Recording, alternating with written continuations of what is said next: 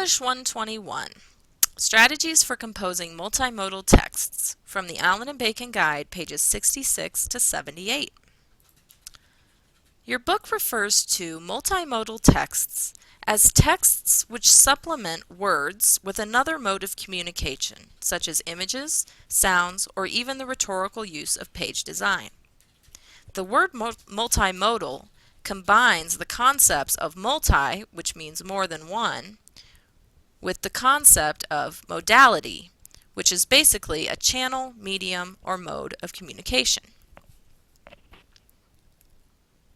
Multimodal texts can take any form or combinations of forms, including texts, images, video, animations, audio sounds, and even hyperlinks, to allow readers to jump from one location in the text to another.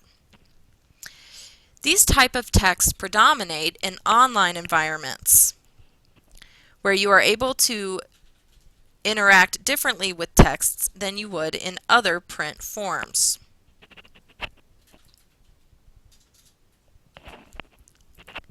The ability to think rhetorically about this interactive multimodal environment will help you as you work to construct multimodal texts of your own.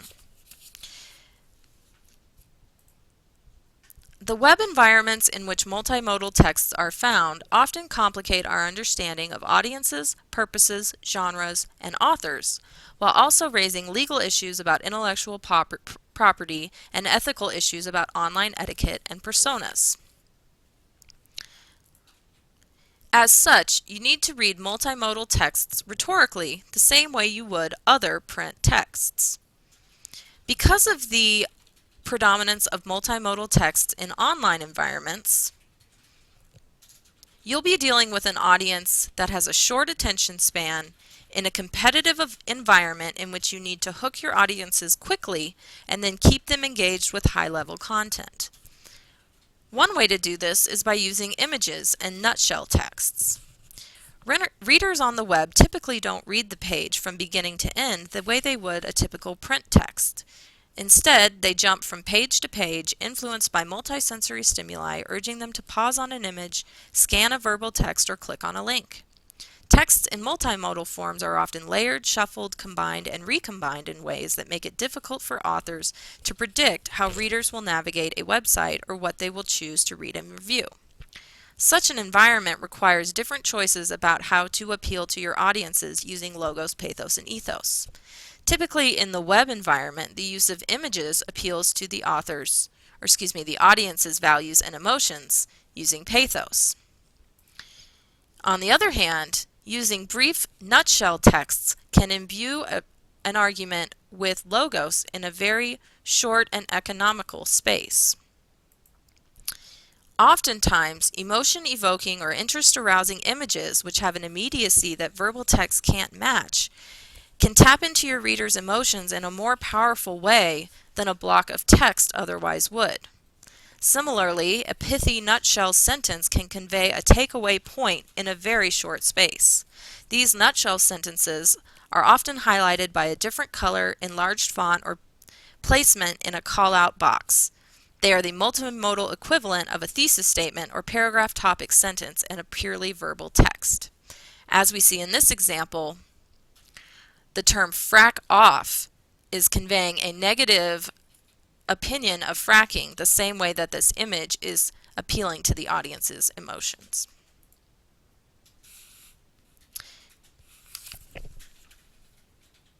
Because of the short attention span of audiences in online environments, good content, that is, content that gives the reader something new, challenging, surprising, or otherwise interesting or entertaining, is essential in multimodal text.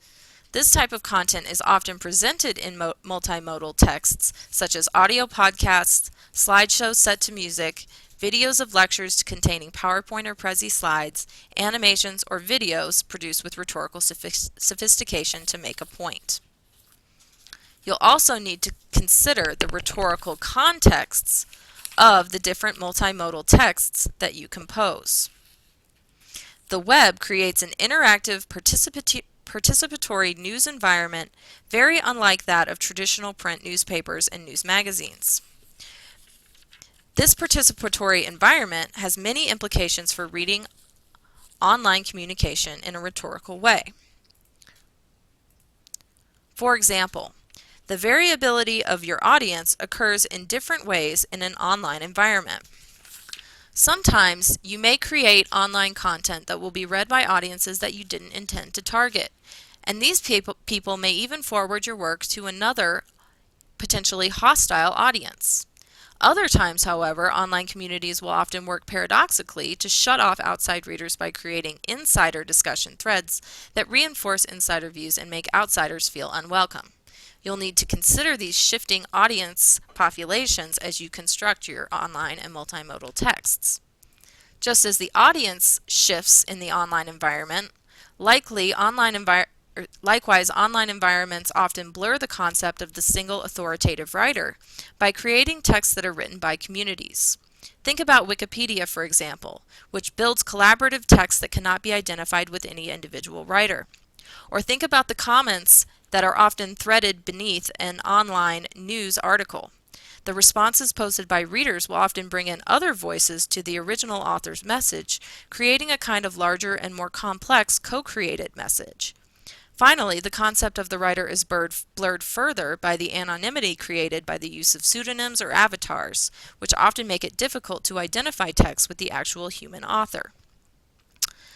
Just as the writer is difficult to identify, the purpose or subject matter of an online multimodal text also evolves.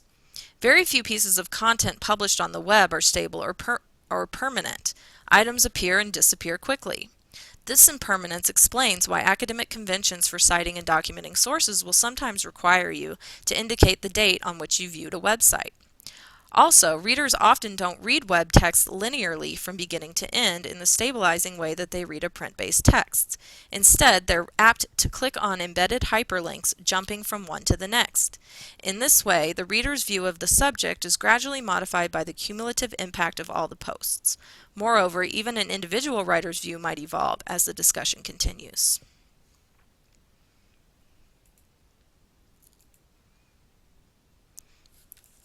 Your book talks about one type of multimodal text in particular and how you can produce effective videos.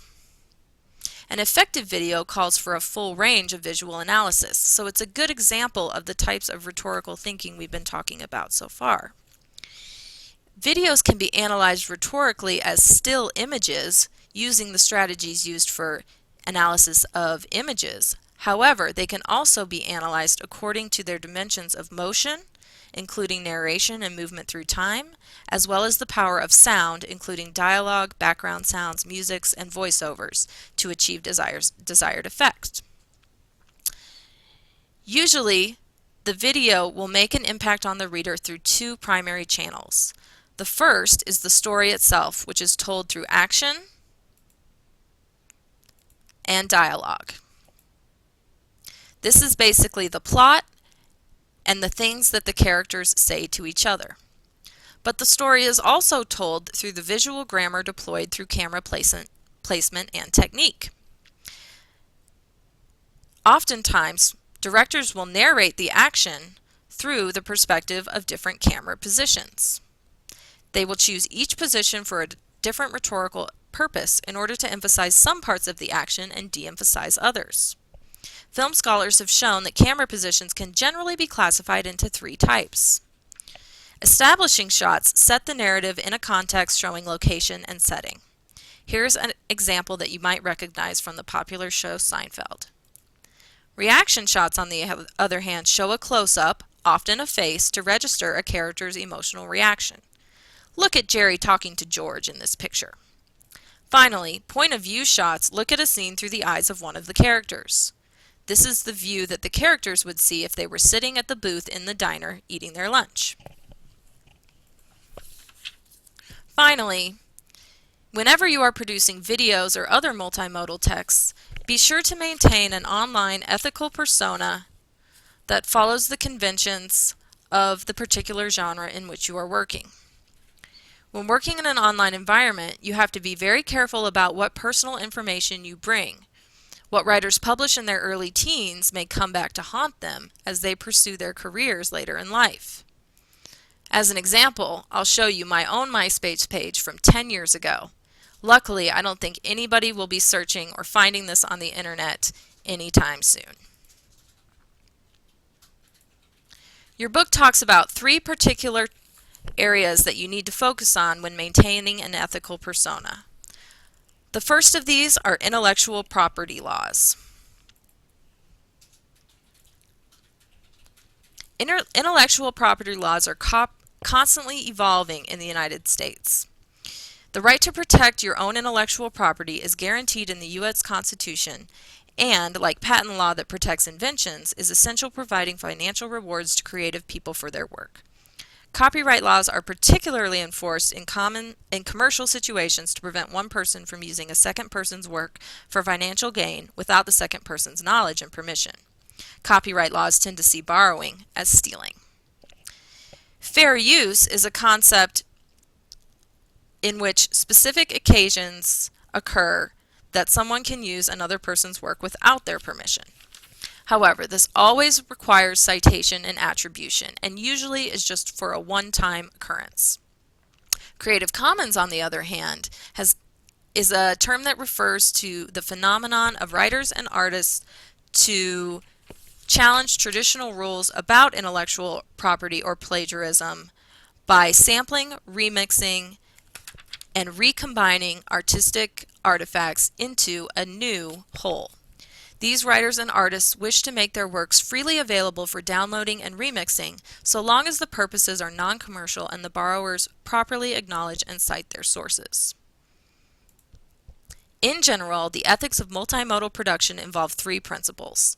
Get permission from any persons whom you photograph or audio record, including adult permission or parent permission for minor subjects. Complete a bibliography of all borrowed texts, images, and sounds, and finally follow all intellectual property laws as they apply to your particular situation. This usually requires permission from the copyright holder, and possible exceptions to copyright law are allowed if fair use or Creative Commons comes into play. Remember that the anonymity of the web can lead to cultural phenomenon that vary from mean-spirited flaming to offensive stereotypes to even cyberbullying. Thus, given the instantaneous and global nature of the web, writers can easily publish something they may later regret. But because online writing is not usually restrained by editorial oversight, authors must become their own editors, not only for thought-intensive blog posts, but even for the most hastily composed tweet, status update, or email. Remember these concepts as you compose multimodal texts in our class and your everyday lives.